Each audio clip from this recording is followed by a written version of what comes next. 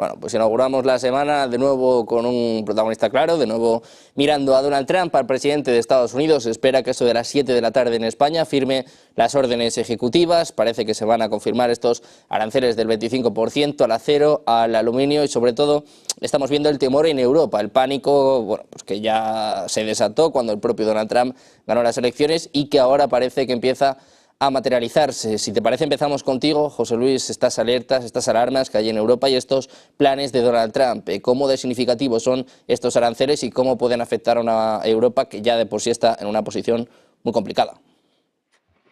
Bueno, es la vuelta un poco al siglo XIX que decíamos, ¿no? O sea, Donald Trump desde el primer mandato ha proclamado a todos los vientos esa reconstrucción del tejido industrial estadounidense. Estados Unidos ha tenido una industria que se le fue fuera de sus fronteras, una pérdida de desempleo importante y por otro lado, como es un país continente, también tiene amplios recursos. Ahora lo que pretende es, con esa reivindicación de un proteccionismo, de una economía soberanista, ¿no?, de tipo nacional, recuperar en todos los aspectos y favorecer la vuelta de las empresas estadounidenses que se fueron vuelta otra vez al suelo estadounidense y además muchas empresas extranjeras que puedan invertir de ese modo. Por tanto, para el ciudadano estadounidense, bueno, a corto plazo, aunque la economía es muy diversa, muy plural y las medidas proteccionistas o librecambistas tiene ganadores y tiene perdedores, claramente aquellos que han apostado por Donald Trump sabían a lo que se arriesgaban y todos los que están un poco en estas ramas claramente se van a sentir beneficiados. O sea, para el ciudadano estadounidense, bueno, pues para muchos de ellos va a ser una época buena en el aspecto de llegada de empresas, multiplicación, por tanto, del empleo de trabajadores industriales, antiguos votantes del Partido Demócrata, que ahora se van a sentir aliviados y apoyados por el Partido Republicano. Es el nuevo nicho electoral de Donald Trump, el trabajador, se puede decir, industrial, blanco, que antes votaba por el Partido Demócrata, y con un consumo pues propiamente nacional, hablando de un país continente como es el que es Estados Unidos. Por el contrario, para Europa, esto es un desastre que se va sumando en todos los aspectos, ¿no? Así que únicamente Europa o se doblega y todavía se humilla más a los intereses estadounidenses para convertirse meramente en un mercado, o claramente esto ya es una medida aún más fuerte para eliminar, destruir el tejido industrial europeo que todavía quedaba, que ya con el COVID y con otras medidas, incluso con lo de la guerra de Ucrania, hemos visto que en diferentes segmentos y sectores, bueno, Europa se había desindustrializado, había pasado mayoritariamente a ser un continente de servicios y exclusivamente algunas zonas como Francia y Alemania mantenían un poco ese tejido industrial. Esto ya puede suponer ya la hecatombe final de la industria europea. Ya lo había sido en España en la década de los 80, cuando nos obligaron a una reconversión industrial para convertirnos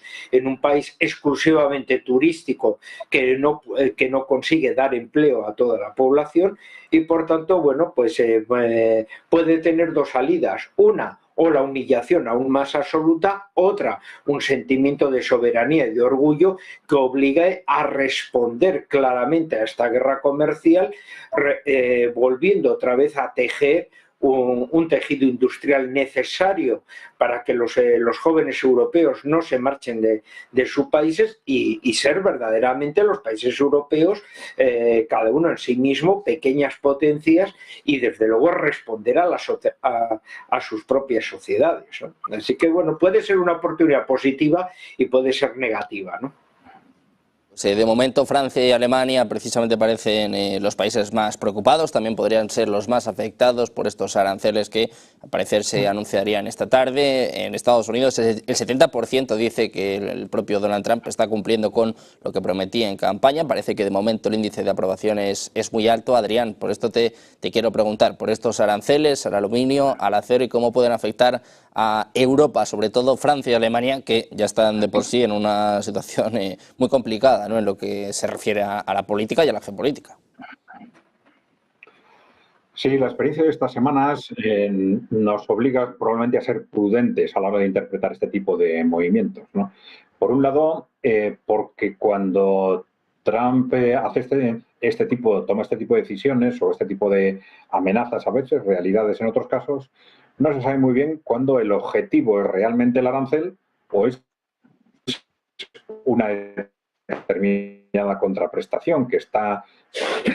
solicitando o exigiendo. Eso, por ejemplo, es referencia a países, estamos poniendo aranceles a países que tienen restricciones para nuestros productos o servicios. Entonces, bueno, esto de alguna forma parece dejar la puerta abierta a una negociación con respecto a posibles contraprestaciones que permitieran a Estados Unidos dar marcha atrás, ¿no? Pero bueno, de cualquier forma, si nos situamos en un contexto o en otro, estamos dentro de ese contexto general en el ámbito económico, claro, sin descartar también que dentro de estas contrapartidas haya objetivos geopolíticos, como también hemos visto, por ejemplo, en el caso de México, con mucha claridad, ¿no? Y hay que tener en cuenta en este sentido que Trump o el trumpismo, si se quiere, tiene una guerra abierta en el ámbito político con las élites europeas, una guerra abierta que se ha manifestado de forma clarísima a través de los movimientos de Elon Musk, en concreto, con respecto al Reino Unido o con respecto a las próximas elecciones en Alemania. Entonces, tampoco hay que descartar que se estén utilizando los aranceles como un instrumento de presión política con respecto a las élites europeas, ¿no? Si nos centramos en el ámbito económico, pues tendríamos que pensar en ese contexto en el que Donald Trump o el trumpismo no está viendo otra opción para reactivar la economía norteamericana que iniciar una dinámica fundamentalmente proteccionista. Hemos dicho más de una vez que no es casualidad que los teóricos del trumpismo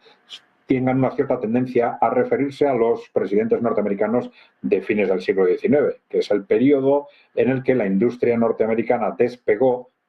más o menos a la vez que la alemana, a través de medidas proteccionistas, precisamente enfrentándose a lo que era el dominio internacional de la industria británica, que al ser el primer país donde se implantó la revolución industrial tenía una ventaja tecnológica significativa, ¿no? Bueno, gracias a aquellas medidas proteccionistas, Estados Unidos se industrializó en aquel momento y ahora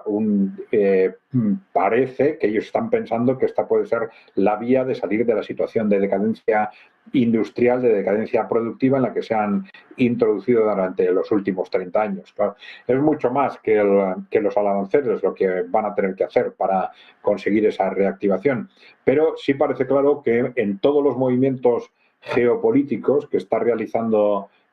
Donald Trump, está viendo siempre una contrapartida o una posible intención económica cara a la economía de Estados Unidos, cara a fortalecer la economía de Estados Unidos. Entonces, no hay que descartar que haya detrás de todo ello una obsesión por esa decadencia económica a la que quieren darle la vuelta como sea y que todos los resortes que Estados Unidos tiene en el ámbito internacional y que ha ido consiguiendo a través de su poder político, su poder militar, también su poder económico tradicional, pues que los esté intentando utilizar todos ellos para intentar de una forma o de otra volver a inyectar fortaleza en esa economía norteamericana en decadencia. Bueno, pues de momento lo que está consiguiendo Donald Trump es que todo el mundo esté pendiente de lo que hace, de lo que dice, da igual si son aranceles, da igual si es su plan sobre Gaza, su plan sobre Ucrania, de momento es el protagonista claro de este inicio de 2025. Enrique, quiero saber qué opinas de estos aranceles al acero y al aluminio que preocupan a Brasil. Hemos escuchado hace escasos minutos también a Claudia Sheinbaum hablar sobre esto, pero sobre todo parece que preocupa en Europa. Claro, preocupan en Europa porque no es un área industrial por excelencia, sino, como decían mis compañeros, es más bien del sector servicios. En el caso de China, por ejemplo, no les preocupa tanto que haya aranceles, porque el comercio con Estados Unidos en este aspecto ocupa apenas el 1% del comercio entre China y Estados Unidos. La cuestión es los países que no producen de esto, sino que dependían de mercados donde esperaban que con esa terciarización, esa externalización, iban a comprar mucho más en cantidad y al mejor precio. Lo que demuestra Donald Trump es que ese librecambismo y demás, si no beneficia a Estados Unidos, se acabó. Se acabó, básicamente se acabó Occidente, se acabó la globalización económica, porque lo importante es que Estados Unidos siempre juegue y gane. Y en este sentido Donald Trump es muy claro con todo. Él quiere que ese Estados Unidos sea la gran potencia mundial, y si para ello tiene que cargarse, liquidar Europa, pues lo hará, porque nunca hubo Occidente, nunca hubo esa organización transatlántica, ese Occidente colectivo, esa civilización, sino hubo simplemente los intereses afincados en, sobre todo, los 5 ojos, los 5 países anglosajones por excelencia, empezando por Estados Unidos y Reino Unido como los dos grandes en todo esto, mientras que Canadá, Nueva Zelanda y Australia jugaban como apoyos tanto en un hemisferio norte como en un hemisferio sur. Y lo que representa Trump es básicamente una bofetada en la cara para todas las payasadas y pantomimas en Europa que hablan de cosas muy bonitas, con muchas florituras, muy ecosostenibles, resilientes y demás, pero al final lo que vale es la economía real, la economía productiva. Y que Estados Unidos, con Trump, ha llegado a la conclusión de que no se puede externalizar esa producción, se tiene que hacer producción propia para tener un poder basado en su propia fuerza, no en terciarizar, externalizar esa producción para conseguirlo más y más en cantidad y más barato, sino producirlo ellos, ser Estados Unidos quien produzca, quien tenga esos trabajos, quien no dependa de terceras partes, más que nada para asegurar a través de esa soberanía de la producción propia, a través de una especie de autarquía del siglo XXI, asegurar su producción y por tanto su poder. Es lo mismo que con el tema de los microchips. Por eso Estados Unidos ahora con Trump va a seguir todavía con más énfasis la línea que, por cierto, Biden, porque para algunos dicen, no, Estados Unidos no es un país socialista ni nada. Bueno, las subvenciones que en la época Biden se metieron para las plantas de microchips en Arizona y Texas no son poca cosa, no son una broma. Eran miles y miles de millones de dólares para tener esa producción que venía de la TSMC de Taiwán y de la Samsung de Corea del Sur, y que se produjera en nuevas zonas de Estados Unidos, que tuvieran ellos la producción para que en caso de algún conflicto que tuviera que ver principalmente con China o tal vez con Rusia, pero siempre en el marco de Asia-Pacífico, Estados Unidos tuviera su propia producción y no dependiera de otros. Y en el caso del acero va por lo mismo, de, oigan, tenemos que producir, tenemos que ser nosotros los que produzcamos para ser fuertes, para ser económicamente valiosos para el resto del mundo. Porque lo que han visto, y con esto termino, es que China les ha ganado la partida en todas partes, y sin pegar un solo tiro, ni un estufido, ni una mala palabra, sino llegando y haciendo contratos, siendo económicamente importante. Es decir, geoeconomía por delante de un poder duro, de un poder de amenazas económicas, de amenazas de sanciones o de invasión, de agresión militar, sino llegar y acuerdo económico sobre la mesa. La oferta aquí de Estados Unidos no es un país que esté acostumbrado a negociar en ese sentido, sino a imponer. Y en este sentido, su manera de negociar es imponer sus condiciones a otros y, si es necesario, canibalizar a los que se supone que eran parte de su, bueno, de su camarilla. Es decir, si tienen que canibalizar a Occidente, lo harán, porque lo que siempre les ha importado son ellos, no los demás. Eso también tendría que ser un mensaje muy claro para los países europeos, especialmente en el contexto que estamos, por ese lado geoeconómico, pero también por la cuestión de Ucrania, porque Estados Unidos va a decir, esto es problema vuestro. Que se lo coman los europeos, que lo paguen los europeos, que atiendan a los refugiados ucranianos los europeos. Estados Unidos solo quiere de Europa dos cosas, que le compren la energía y que le compren el armamento. 5% del PIB de los estados si quieren que se mantenga la defensa, si no, nada. Así que en esas estamos.